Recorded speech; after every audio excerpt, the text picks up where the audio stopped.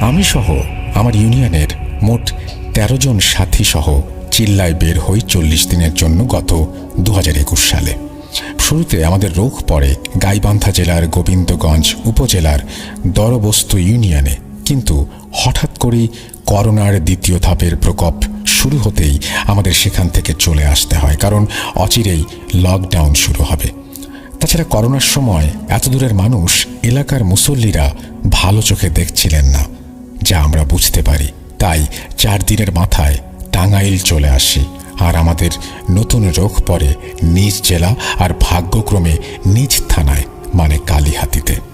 কালিহাতীর Nagarpur union, যা সখীপুর থানার সাথে। এক মসজিদ কালিহাতী থানা তো আর এক মসজিদ সখীপুর থানার আওতায় চলে গেছে। এভাবেই তৈরি হয় আমাদের জামাত। ঘটনার সময় রমজান মাস। এতদিনে আমাদের ৩০ দিন পার হয়ে গেছে। কততম মসজিদের ঘটনা তা ঠিক মনে নেই, তবে শেষ পর্যায়ে এটুকু বলতে পারছি, রমজানের শুরু থেকেই আমি আমার আমল বাড়িয়ে দেই জামাতের বাকি সাথীদের থেকে। তখন ২০ রমজানের পরের ঘটনা। প্রতিদিনের মতো কোরআন তেলাওয়াত করছি মাঝরাতে, যাতে অন্য সাথী ভাইদের ঘুমের অসুবিধা না হয়, তাই ভেবে সবসময় মসজিদের এক পাশে গিয়ে কোরআন তেলাওয়াত করতাম। কিন্তু সেদিন মসজিদের দুই দিকেই সাথীরা ভাগাভাগি করে ঘুমানোর জন্য মসজিদের ঠিক মধ্যবর্তী, মানে মিম্বরের কাছে গিয়ে কোরআন তেলাওয়াত করছি মোবাইলের ফ্ল্যাশ লাইট চালিয়ে। যেহেতু সবাই ঘুমিয়ে গেছে আর আমি প্রতিদিনের মতো তাহাজ্জুদ নামাজ পড়ে ঘুমাবো, তাই মোবাইলের ফ্ল্যাশ লাইট ব্যবহার করা ছাড়া কোনো উপায় নেই, কারণ এত রাতে লাইট জ্বালালে সবার ঘুমের সমস্যা হবে। যদিও মসজিদের ভেতরে ডিজিটাল ঘড়ি থাকার কারণে মসজিদের ভেতরটা ডিম লাইটের মতো আলো দিচ্ছে, আর এতক্ষণে চোখে শুয়ে এসেছে, আলোতে স্পষ্ট সবকিছু দেখতে পাচ্ছি, কিন্তু এই আলোতে কোরআনের অক্ষর দেখা সম্ভব না। তবে বাকি সবকিছু মোটামুটি স্পষ্টই দেখা যাচ্ছে। আর আমার মোবাইলের লাইট এমনভাবে কোরআন শরীফের ওপরে ধরে রেখেছি, যার জন্য অন্য কোনো আলো বাইরে যাচ্ছে না, তাই কারোরই ঘুমের অসুবিধা হচ্ছে না। তাছাড়া সব সাথী ভাইরা অনেক দূরে ঘুমিয়ে আছে। মূলত মসজিদটা অনেক বড় ছিল।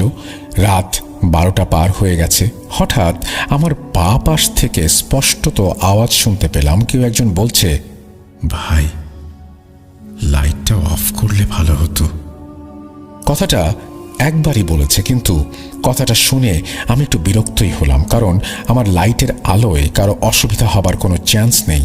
আমি কোরআনের যে আয়াতটা পড়ছিলাম সেই আয়াতটা শেষ করে বাম দিকে তাকিয়ে দেখি সবাই ঘুমে বিভোর, কারো কোনো নড়াচড়া নেই। কথা বলা তো দূরের কথা, বুকের ভেতরটা হঠাৎ করেই মোচড় দিয়ে উঠল। অজানা একটা ভয় বাসা বাঁধল। জানি এ সময় কেউ জেগে নেই, আর আমার সাথী ভাইদের মধ্যে কেউ কথাটা বলেনি। তবুও শিওর হওয়ার জন্য যে দিক থেকে কথাটা এসেছে সেই দিকে, অর্থাৎ প্রশ্নকারীর দিকে তাকালাম। তাকিয়ে ভয়ে ভয়ে জিজ্ঞেস করলাম, কেউ কি আমাকে কিছু বললেন? প্রশ্ন করার সাথে সাথেই বাদিক থেকে আবারও কেউ সুন্দর আর মিষ্টি নম্র স্বরে বলল, জি ভাই, লাইটটা অফ করলে ভালো হতো। এবার আমি শিওর হয়ে গেলাম আমার সাথীদের মধ্যে কেউ কথাটা বললে আমি অবশ্যই বুঝতে পারতাম, কারণ আমার কাছে প্রতিটি কণ্ঠস্বর পরিচিত। তাছাড়া আমি নিজের চোখেই দেখতে পাচ্ছি সবাই ঘুমোচ্ছে। তড়িঘড়ি করে পৃষ্ঠা শেষ করলাম আর মনে মনে ভাবতে লাগলাম, যে কথা বলছে সে মানুষ হোক বা জিন হোক, সে আমার কোনো ক্ষতি করার জন্য কথাটা বলেনি। হয়তোবা আমার এই মিম্বরের পাশে বসে কোরআন শরীফ তেলাওয়াত করার জন্য ওনার সমস্যা হচ্ছে, তাই এখান থেকে সরে গিয়ে ওরা নামাজের সহযোগিতা করলেই হয়তো তিনি আর কিছু বলবেন না। তাই মিম্বরের পাশ থেকে সরে কোরআন শরীফ রেখে নফল নামাজ আদায় করে বিছানায় ঘুমিয়ে পড়লাম। এই ছিল আমার ঘটনা।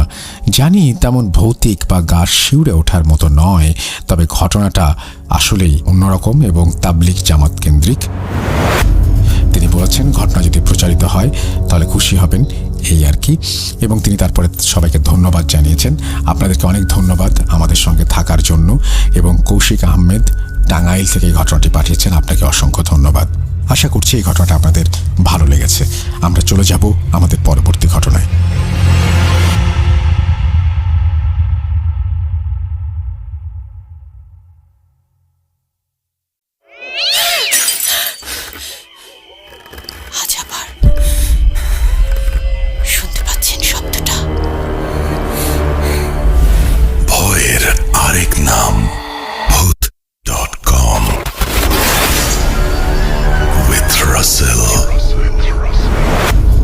Welcome back. আপনাদের সবাইকে স্বাগত জানাচ্ছি। আমি রাসেল। আশা করছি আপনারা সবাই ভালো আছেন আর ভালোর দলে আছেন। আমিও ভালো আছি, ভালোর দলে আছি।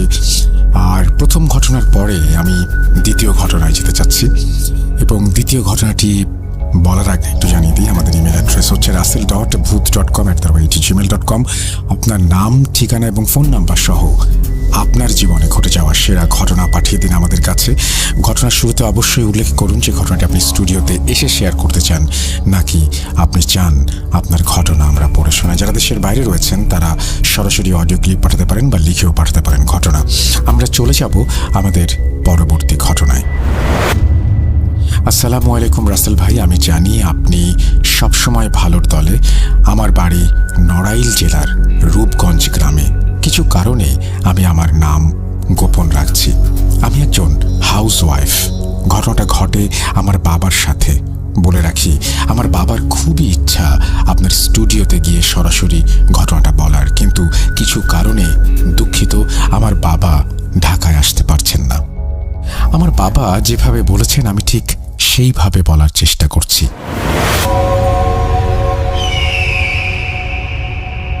আমি বিয়ে করি 1986 সালে। তখন আমি বেকার, কিছুই করতাম না। আমার স্ত্রী তখন ক্লাস 9-এ পড়তো। বলতে পারেন আমাদের সম্পর্কের বিয়ে ছিল, আর তাই আমার পরিবার থেকে কখনো মেনে নেয়নি। দুইটা কারণ ছিল মেনে না নেয়ার। প্রথমত, আমার স্ত্রীর গায়ের রং ছিল কালো, আর তাছাড়াও আমাদের বয়সের গ্যাপটা ছিল কম। তাই আমার পরিবার থেকে মেনে নেয়নি। আমি আমার স্ত্রীকে অনেক ভালোবাসতাম, তাই নিজেরাই বিয়ে করতে বাধ্য হই। আমি বিয়ে করার পর আমি আমার স্ত্রীকে ঢাকার নারায়ণগঞ্জে কাঁচপুর আমার বড় আপার বাসায় নিয়ে আসি। আমরা 7 ভাই বোন। আমি মেজো। আমার বড় আপা তখন মাত্র তার বিয়ে হয়েছে, আর আমার বড় আপা আমাকে খুব ভালোবাসতেন। আমার বড় ভাই, মানে আমার থেকে বড় আপার ছোট, যে সে এখনো বিয়ে করেনি, তার আগেই আমি বিয়ে করে ফেলেছি। তাই বাড়ি থেকে সবাই আমার দুলাভাইকে বলল আমাকে যেন জায়গা না দেয়। কিন্তু আমার বড় আপা, আমি আগেই বলেছি যে আমাকে খুব ভালোবাসতো, সে আমাকে ফেরাতে পারেনি। আমি আমার বড় আপার বাড়িতে থাকি। আমার স্ত্রীকে নিয়ে 2-4 দিন এভাবেই কেটে গেল। পরে আমার দুলাভাই আমাকে একটা চাকরি দিল, একটা জুট মিলে। নামটা ছিল তাজ জুট মিল। এভাবেই আমি চাকরি শুরু করলাম। আস্তে আস্তে কেটে গেল 6 মাস। হঠাৎ আমার সাথে পরিচয় হলো আমার মেকানিক্যাল ডিপার্টমেন্টের এক ভাইয়ের সাথে। সেই ভাই জানতো কুফরি কালাম, যাকে বলা যায় কালো জাদু। তখন ওই ভাই আমাকে বলল, শরীফ, তুমি তো জানো আমার পরিবার থেকেও আমাকে মেনে নিতে চাইতো না। তখন আমি একজনের কাছ থেকে এই কুফরি কালাম শিখেছিলাম, এবং পরিবারের ওপর জাদু করে আমি আমার বাড়িতে উঠেছি। ওটা শুনে আমার ভেতর কৌতূহল জাগলো, আর আমিও ওনাকে অনুরোধ করেছিলাম, ভাই আপনি আমাকে শিখিয়ে দিন। পরে উনি একটা সময় রাজি হলেন আর বললেন, ঠিক আছে, আমাদের যখন ডিউটি হবে তখন তোমাকে শিখিয়ে দেব। আর অন্যদিকে আমার আম্মা করলেন আমার উপরে কালো জাদু, যেন আমি বাড়ি ফিরে যাই আর আমি যেন তাদের সাথে যোগাযোগ করি। হঠাৎ একদিন আপা বলল, আম্মা ফোন দিয়েছিল তোর দুলাভাইয়ের কাছে। বাসায় ফোন ছিল না। দুলাভাই একটা প্রাইভেট কোম্পানিতে চাকরি করতেন, ওনার সাথে ফোনে যোগাযোগ করা সম্ভব ছিল। আম্মা তাই করেছেন। তো আপা আমাকে আর আমার স্ত্রীকে নিয়ে বাড়িতে গেলে সবাই খুশি হয় আমাদেরকে দেখে, কিন্তু জানতাম না আমার জীবনে কি ঘটতে চলেছে। আমি মোটামুটি কিছুটা শিখেছিলাম কালো জাদু, আর মাঝে মধ্যে নিজেও কিছু করার চেষ্টা করতাম। এভাবেই কেটে যাচ্ছিল আমাদের দিনগুলো। হঠাৎ আমার একটা কন্যা সন্তান জন্ম নেয়। আমার ঘর আলো করে জন্ম নিল সে। তার চেহারা এত সুন্দর ছিল, মাশাআল্লাহ, মনে হতো জান্নাত থেকে একটি বাচ্চা নেমে এসেছে আমার কোলে। তার বয়স ছিল 7 দিন।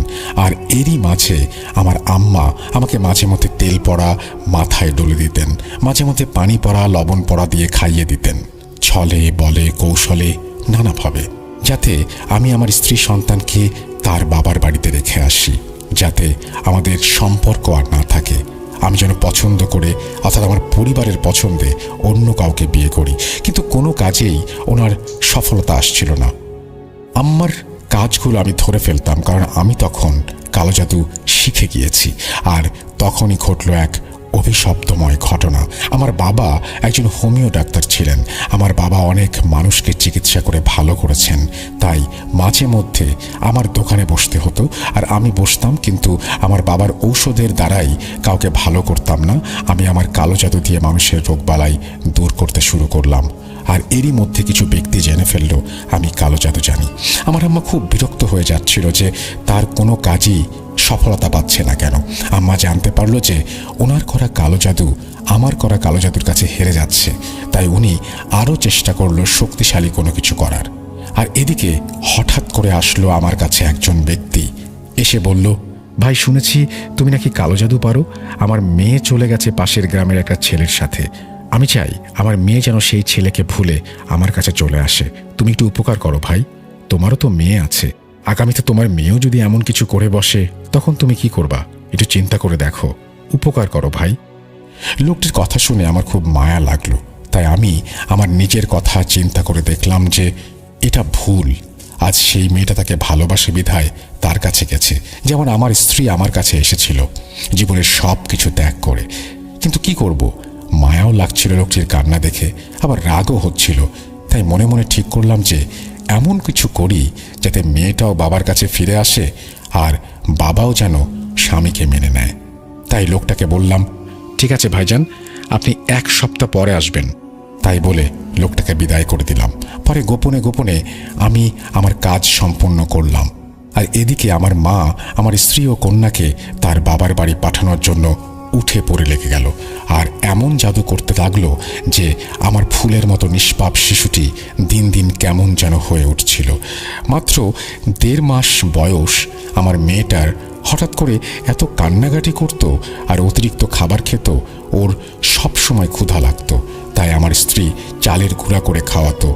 হঠাৎ একদিন আমার মেয়েটা ঘুমিয়েছিল, ঘুমের মধ্যে তার বুকের ওপর দিয়ে মাঝে মধ্যে বিড়াল আকৃতির ছায়া যাতায়াত করত।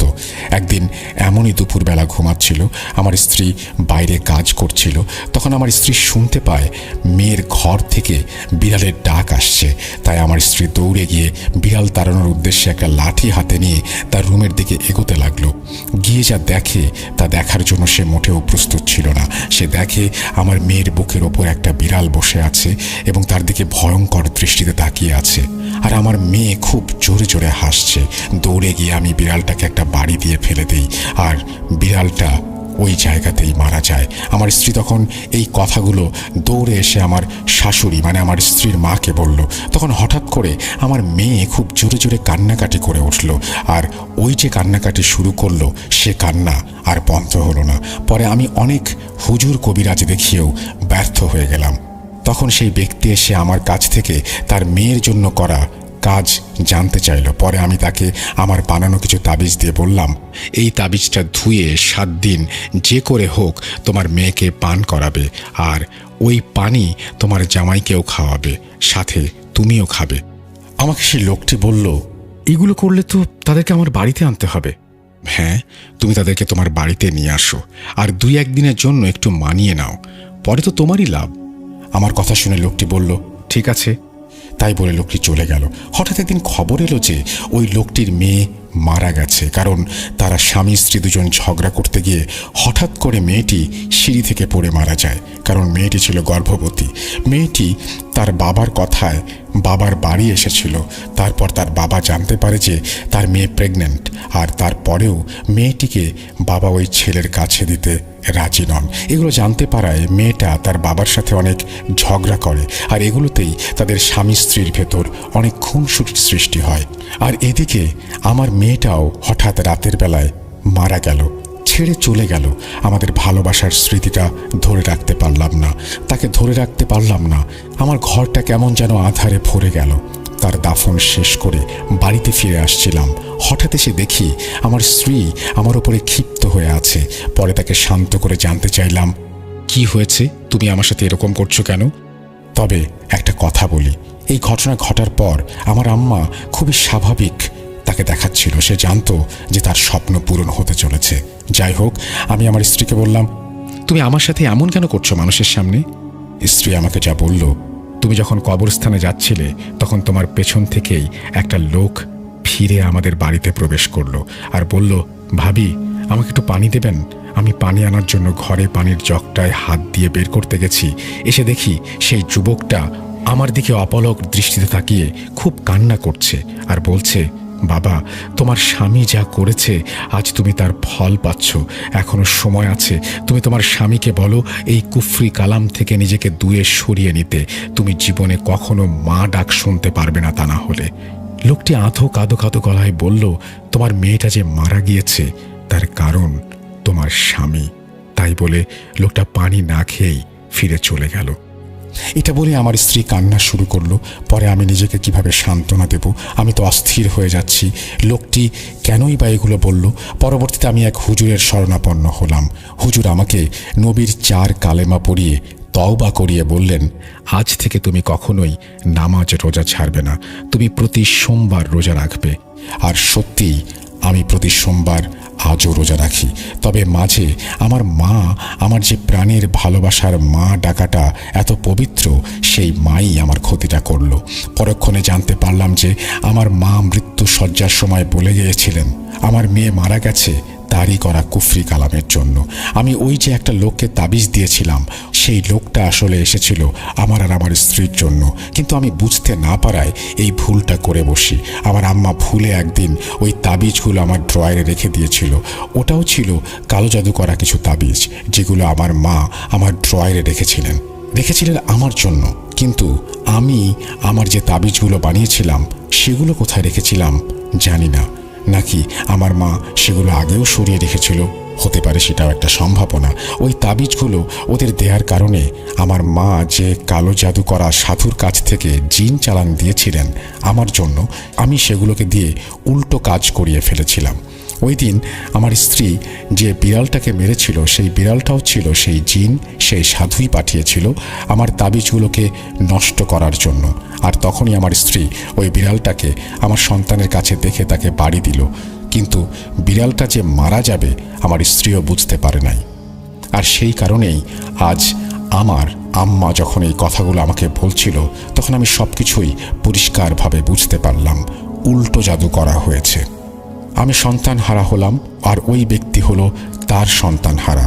আর তারপর থেকে আজ আমার 2টো কন্যা সন্তান হয়েছে। কিন্তু অবাক করা বিষয় হলো যে আমার সেই প্রথম কন্যা সন্তানের মতো আমার দ্বিতীয় কন্যা সন্তানটা ছিল দেখতে একই রকম। আমার দ্বিতীয় কন্যা সন্তান আজও সেদিন তাকে আমি বলতে পারি না যে আমার ছোট্ট একটা ভুলের কারণে 2টা মায়ের কোল শূন্য হয়ে গেছে। হ্যাঁ, একটু কথাগুলো যেন কেমন একটু অগোছালোভাবেই লেখা, কিন্তু ঘটনার বিষয়বস্তু আমি বুঝতে পেরেছি। আমি যেটুকু বুঝলাম যে আপনি নিজেও কুফরি কালাম শিখেছিলেন, এবং সেই কুফরি কালাম শেখার কারণে আপনার কাছে মাঝে মধ্যে মানুষজন বিভিন্ন রকমের সাহায্য নিতে আসতো। আমি এখন এইমাত্র পড়ে বুঝতে পারলাম যে সেই বিড়ালটা বাচ্চার উপরে দেখেছিল আপনার ওয়াইফ। প্রথমে তাই বোঝা যাচ্ছিল। একটা সময় মনে হচ্ছিল সেখানে আপনার উপস্থিতি, আপনি সেখানে যান এবং বিড়ালটাকে তাড়িয়ে দেন। কিন্তু পরে বুঝতে পারলাম যে না, আপনার ওয়াইফই বিড়ালটাকে সেদিন তাড়িয়ে দিয়েছিল বা আঘাত করেছিল এবং বিড়ালটি সেখানে মারা গিয়েছিল। কোনো একভাবে আপনার ওই ভদ্রলোককে দেওয়া তাবিজ ওলট পালট হয়ে যায়। তার মানে হচ্ছে যে আপনি আসলে ওই লোকটাকে দেওয়ার জন্য তাবিজ ড্রয়ারে রেখেছিলেন। সম্ভবত আপনার মা সেই তাবিজগুলো সরিয়ে নিয়ে যান এবং আপনার যে তাবিজগুলো ওই লোকটাকে দেওয়ার কথা, সেই তাবিজটি আপনি ওই ভদ্রলোককে আসলে দিতে পারেননি। আপনার মা আপনাকে তাবিজ করার জন্য যে তাবিজগুলো ড্রয়ারে রেখেছিল, সেই তাবিজগুলোই আপনি ওই লোকটাকে দেন, যার কারণে তার মেয়েও যেমন মারা যায়, অন্যদিকে আপনার মেয়েও মারা যায়। উল্টো জাদুর একটা কথা বলছেন। এই উল্টো জাদুর ব্যাপারটা নিয়ে আমি এর আগেও ঘটনা পেয়েছি, এবং উল্টো জাদু ব্যাপারটা খুবই ভয়ঙ্কর এবং খুবই অন্যরকম। আপনাদের অন্যরা যারা শুনছেন তাদের কাছে যদি উল্টো জাদু রিলেটেড কোনো ঘটনা থাকে আমাদের পাঠিয়ে দেবেন।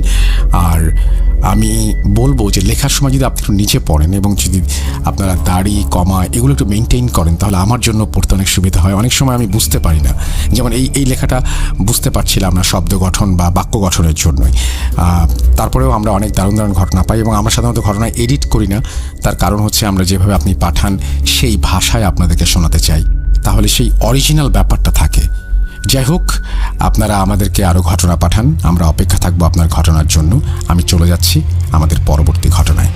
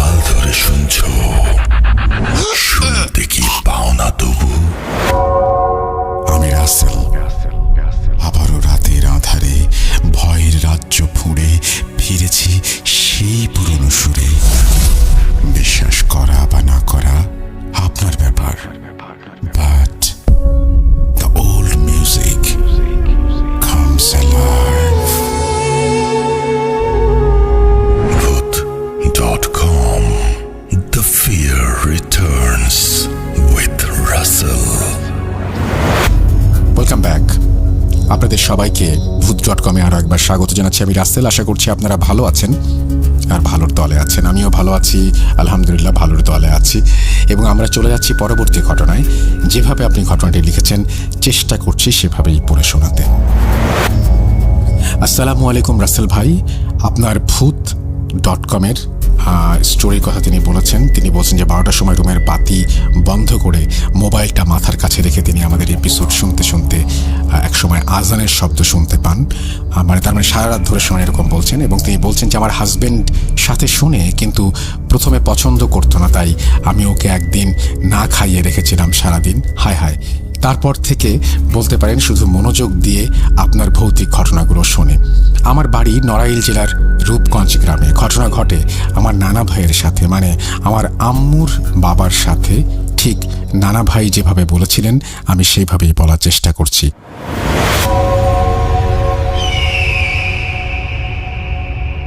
আগে অনেক রাতে বাজার থেকে বাড়িতে আসতে হতো, কারণ 1988 সাল, তখন রাত 8টা-9টা, মানে এখনকার মতো অর্ধেক রাত। আর তখন আমাদের গ্রামে বৃহস্পতিবার হাট হতো আর রবিবার সপ্তাহে 2 দিন হাট হতো। আমাদের অনেক বাঁশঝাড় ছিল গ্রামে, তাই অনেক ফসলাদি হতো। আমি প্রায় আমাদের ক্ষেত থেকে হোগলা কেটে ও বাঁশ কেটে বৃহস্পতিবার হাটে বিক্রি করতে যেতাম। ঠিক তেমনি একদিন ফলের সময় অনেক কাঁঠাল গাছ, আম গাছ, তাল গাছ হওয়ায় সেই বছর অনেক ফল হয়েছে।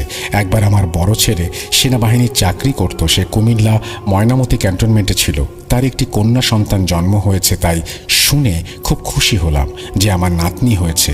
ময়নামতি ক্যান্টনমেন্টে হওয়ার কারণে তার নাম রাখা হলো ময়না। তাই তাকে দেখতে যাব বলে ভাবলাম।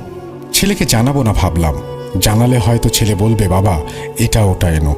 আর এমনিতে আমি খুব কাজকে ভয় পেতাম। পৃথিবীতে আমার মতে আমি শুধু কাজকে ভয় পেতাম, অন্য কিছু নয়।